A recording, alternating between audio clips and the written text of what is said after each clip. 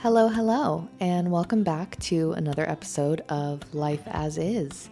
I am your host, Maddie Walsh, and this is a podcast filled with bite-sized conversations on all things self-improvement.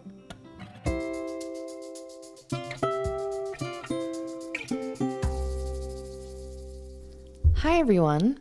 Welcome back. This is officially our second episode together.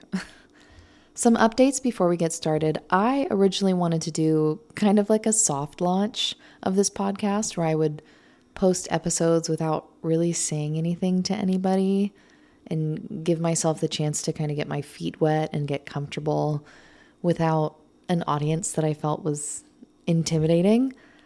But since then, plans have changed and I totally did it to myself, but I told my mom that I was starting this podcast. How fortunate am I to have a mom who is so proud of me? Let's just say that half of her address book now has checked out the show. So if you are here because my mother dearest has shared this show with you, welcome. You are here a little early, but I'm happy to have you. And with that, let's get into today's episode.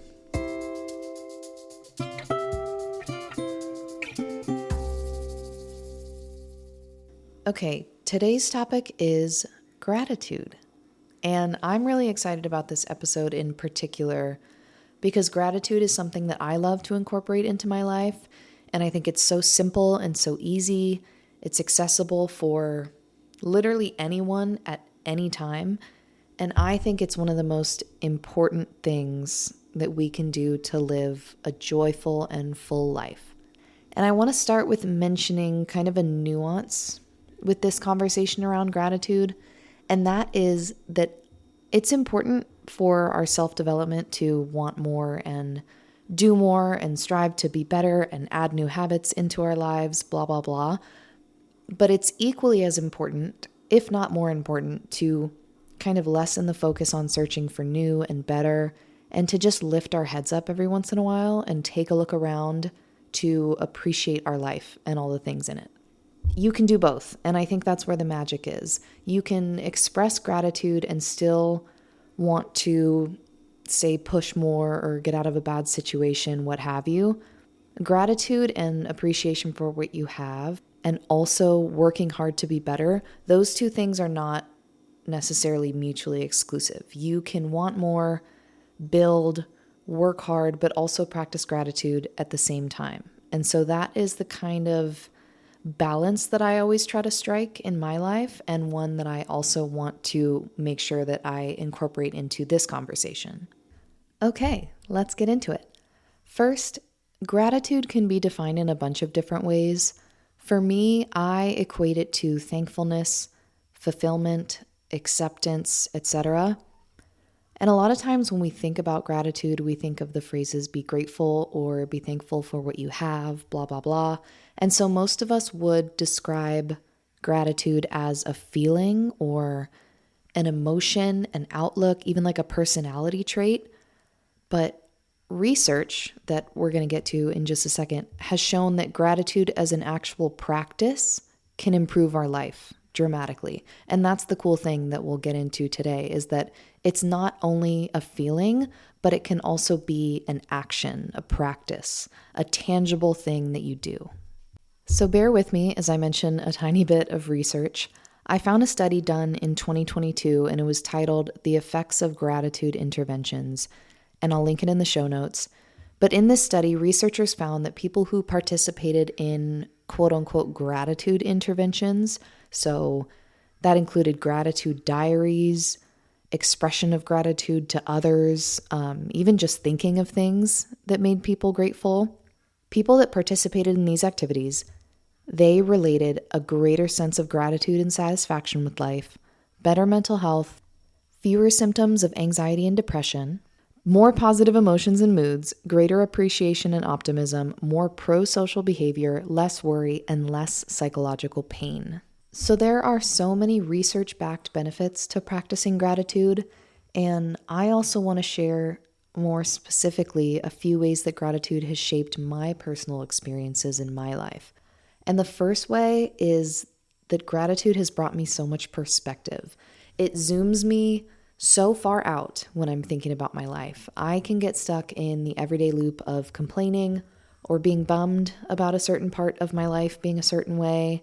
Somebody did this, I didn't get that, blah, blah, blah. But gratitude always brings me out of my own melodrama, and it reintroduces me to the beauty in my life. And it lets me know that while I am allowed to have problems and huff and puff about whatever it may be, I do have goodness in my life. And that goodness is always accessible to me, and that I can always look to that. Like, I will be okay. The second thing that gratitude has done for me is it has rewired my brain to look for the good more. It's like the red car theory. If you're not familiar with that theory, it's basically the idea that you notice more of what you focus on. I feel like it's also its own version of confirmation bias, but I don't know, I'm not a psychologist. Anyway, if your friend or your loved one or even your ex drives a certain car, say it's a red car, that is in your brain, and you are more likely to notice red cars driving on the road. The amount of red cars that are on the road does not change. You are just programming yourself to see more of them. And the inverse is also true with that one. If you aren't looking for red cars on the road, you're not going to consciously notice them. And that's what happens for me when I practice gratitude. I start to point out the good, and then I just get better at spotting the good. I get quicker at spotting the good, and then it's just kind of a snowball effect, and I become more and more grateful, and I notice the good so much more. It's almost like I develop a skill. And the last one, and this is really simple, but it has simply made me feel better on a day-to-day basis. Regardless of what is going on in my life, it has made me feel better.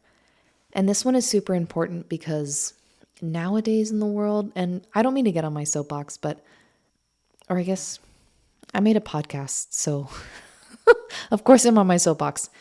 Anyway, I think in today's world, in this current political, economic, social climate, people are hurting. People are feeling a lot less happy.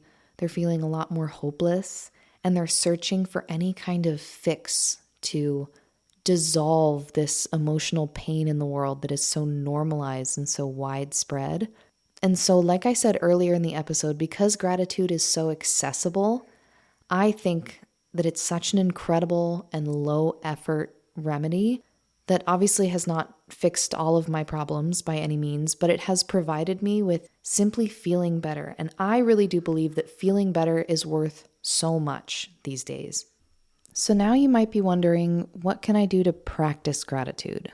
I can think to myself, I'm grateful, and try to ignite all of those feelings, but what does it actually mean to turn gratitude into an action? When I think about actively practicing gratitude, my brain breaks it up into two categories. The first category is the things that you do for yourself, the things that are only for you and that you do not share with others. So this can include, I made a little list. It's a non-exhaustive list, as are most of my lists on this podcast. The first thing on the list is a gratitude journal, and this can be a prompted one. I know there's a lot of people like Amazon, other retailers that sell gratitude journals that give you prompts that you can answer. It can also just be a list, making a list of some things that you're grateful for every night or every morning, or even once a week, once a month if you can't commit to every day. Another option, and this is probably ideal for people who might be on the go a lot or people who don't really have the time or the capacity to be sitting down and writing, is voice notes. You can make voice notes in your phone about a couple things that you're grateful for, and this can be done on a drive or on the way home or whatever it is. You can set a timer to go off on your phone maybe twice a day, and every time it goes off, you just make a quick voice note of the things that you're grateful for. Another thing, and this is kind of bare minimum, but if you don't have the time for any of that, it can just be trying to reframe your thoughts and thinking of more things that you're grateful for. Maybe first thing when you wake up, you think of 3 things, or, right before you go to bed, you think of 3 things that you're grateful for. The last one in this category has to do with taking care of yourself and the things that are in your life. This is more action aligned. For example, you can be dedicated to sticking to your workout routine. And you can make sure that you go to that weightlifting or Pilates class, whatever it is, even though you don't feel like it, because you are so grateful for your body and the fact that it's active and that it moves. You can also prioritize getting your oil changed because you are so grateful to have a vehicle that takes you from A to B. Or you can do a little face mask because you're super grateful for the skin that you're in. And so it's showing yourself and the things in your life gratitude through reframing actions that you might already be doing. The second category that my brain puts everything in is filled with the things that you do share with others, the things that you express and do with your loved ones or the public, etc. The first one on the list is having conversations about what you're grateful for. So if you live with others, maybe it's having a quick conversation every night during dinner in which you express what you're grateful for. Or if you have a long distance best friend, maybe you send each other messages about your gratitude once a week. The next thing on the list is thanking people. Thanking people for the little things, complimenting people, telling people what you appreciate about them. This can be done through text. You can send them a card. You can make a phone call. You can tell these people in person. And the last thing on the list under this category is showing people through actions that you are grateful for them. It is being in service of others. And I think that shows a lot of gratitude because you are going out of your way to do something for someone else, especially when they have served you in some sort of way. Lastly, before we close out, I wanted to leave you with some tips and tricks that will hopefully make exercising gratitude and practicing gratitude in your life a little bit better, maybe a little bit easier.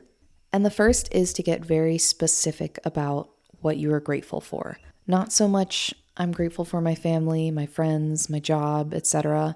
Although that is a great start. This is more so, I'm grateful for getting home from work safely today, because a lot of people don't. Or I'm grateful that I did not get fired this month and that I have a job.